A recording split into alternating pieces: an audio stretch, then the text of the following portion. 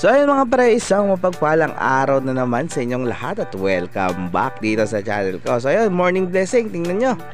Sa wakas ay bumalik na yung water system natin. Hindi nga lang malakas pa pero at least nakakatulong na. So ayan, ito yung pan na repair natin ng nakaraan.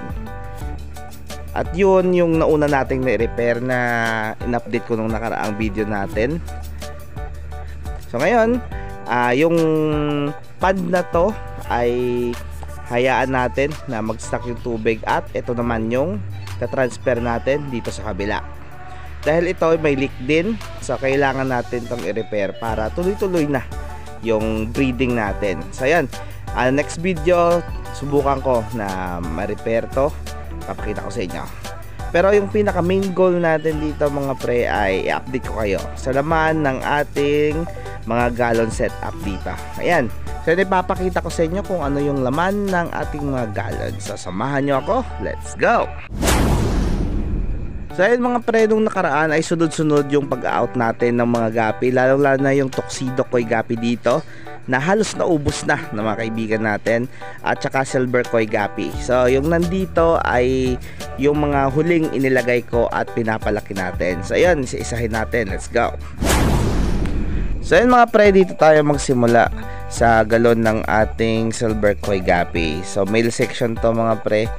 Konti na lang yung male natin ng nakaraan kasi nakapag-out tayo ng 8 trio. Ayan. So ito yung male natin. So alanganin pa i-out to. Siguro mga next month ay okay na. Pero okay na, intense na yung kulay, yung coloration nila. Ayan, build ng katawan. So ito yung female. Konti na lang yung female. So actually yung ibang female dito ay marketable size na. So goods na tong i-out. Pero papalakihin natin para next month pag binenta natin ay goods na goods yung size nila. So dito female din. So ito yung sunod na batch ng pinakita ko kanina.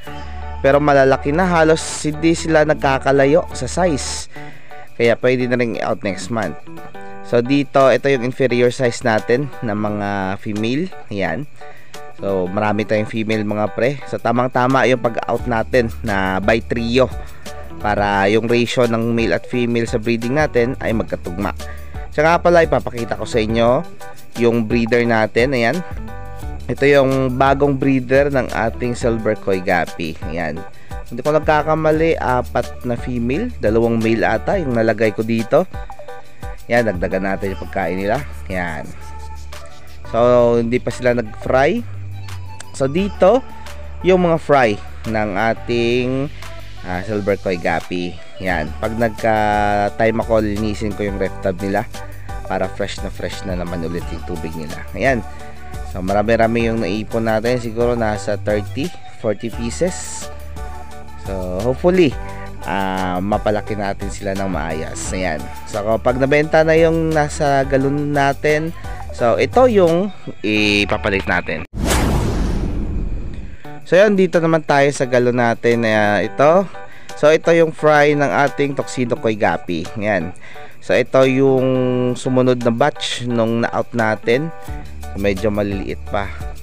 Ayan, makikita nyo. Pero litaw na, may mga kulay na, tsaka unti-unti na silang lumalaki. So dito naman Tuxedo Koi gapi pa rin. Ayan. So yun sigurado male talaga yon. Kaya hayaan muna natin, hindi mo muna kukunin, dyan lang muna sila.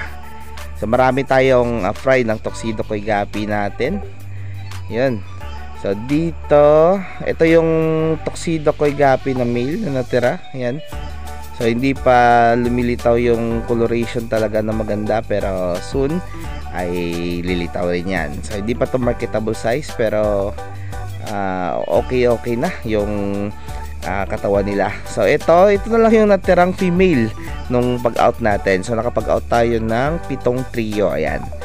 So ito na lang yung natirang female. So hayaan natin. Siguro gagawin ko tong breeder. So depende na lang sa sitwasyon. Kasi doon meron na ako doong 2 pair. So siguro sapat na yon. So dito naman Tuxedo Koi gapi pa rin. Ayan. So magkahalo na yung batch nito mga pre. Pero halos nagkakatugma naman yung size nila. So hopefully mapalaki natin to ng maayos. Yan. So dito tayo. Tuxedo Koi Gapi pa rin yan mga pre. Yan. So marami tayong Tuxedo Koi Gapi. So yung isa, yun male talaga yan, sigurado tayo. Ayan. So dito female ng ating P-Dart Platinum Dumbo Ear Red Tail. Ayan.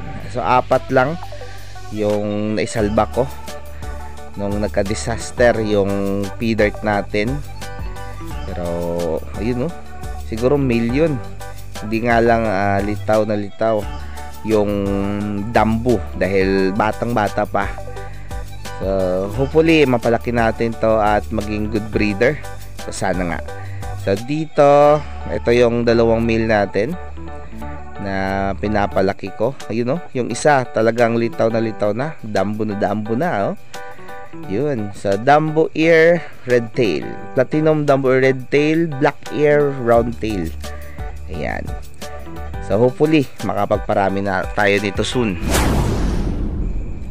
So ayun mga pre, ito lang siguro yung ma-update ko sa gallon setup ng ating mga guppies. So hopefully makapagparami pa tayo. Ayan. So kulang pa to mga pre yung gallon natin. So naghahanap pa ako. So dito pwede pa tayo siguro dito 2 tsaka dito 3. So actually may mga gallons na doon sa shop, kaso inimbakan ko muna ng tubig kasi kailangan natin talaga.